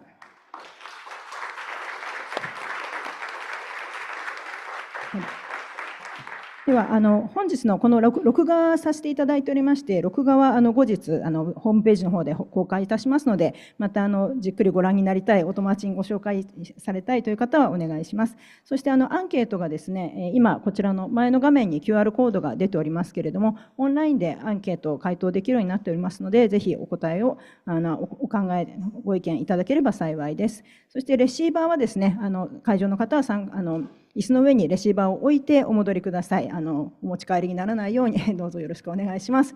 では本日はどうもありがとうございました。これにて閉会といたします。